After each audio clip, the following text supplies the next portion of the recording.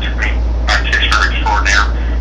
His telephone number is 393-9050. What is it? Was it 393 is the prefix? That's awesome. No, is there anybody out there that has a 393 prefix? By that, it's 790643193. 393-9010. 9010? 393-9010. That's 393-9010. Looking for a criminal defense attorney or personal injury attorney, give David Kaylor 668-7223. That's 668-7223. If you have any calls for us here today at the station, give us a call at 682-1430. Speaking of which, we have a caller on the line that has been patiently waiting. Caller, what is your question or comment and your name if you'd like to share it with us?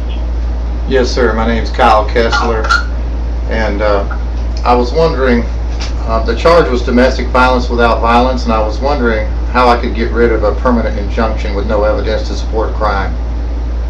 Let me ask you a few questions, backup questions, sir. Okay. How long ago did you have the injunction entered against you?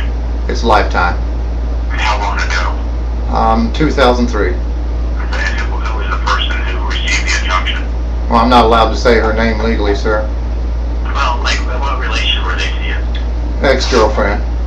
Does she live locally?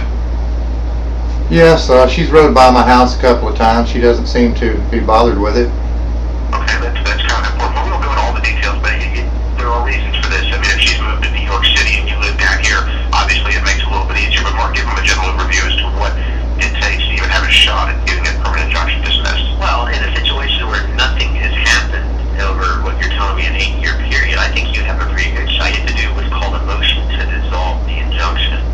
And, I don't know what the facts were and how egregious the facts were that she alleged that the judge apparently believed when granting the injunction.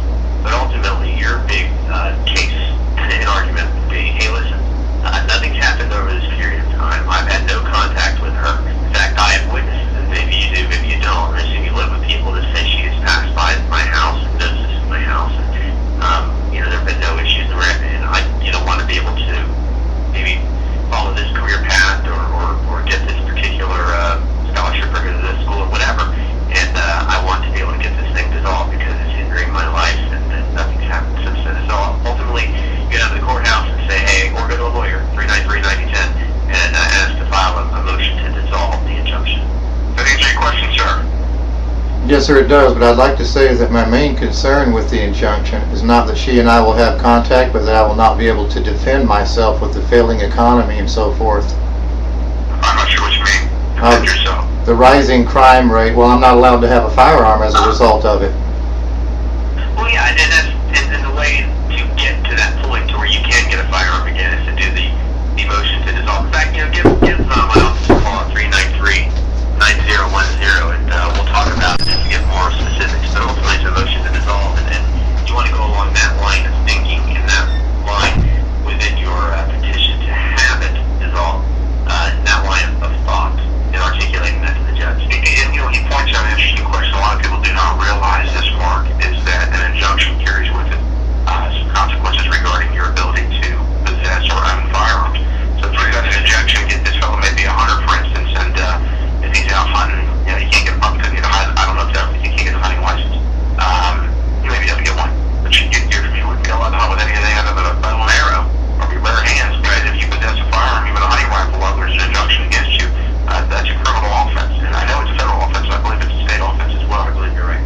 So there are many violations of the injunction, and there's also a violation of the injunction. So certainly, yes, sir. I might leave out the part about if I were going in front of the judge that criminal law again is upon us. Yeah, don't say that. Yeah, you'd like to be able to have your weapons back, even though like your rights back to have firearms. Yeah, just kind of tone it down, obviously now the economy's collapsing. It's going to be the end of days. You might want to say that, I'd like to be able to defend myself against an intruder or something like that. I feel like I've left my family vulnerable, and I think judges appreciate things like that. So good luck to you, Kyle. And give Mark a call. Mark doesn't charge anything for an initial consultation. I'd be happy to answer your questions. Probably get a little more background from you during that phone call, and I think you probably stand a pretty good chance. Yeah. Well, great. Thanks a lot, fellas. Thank you.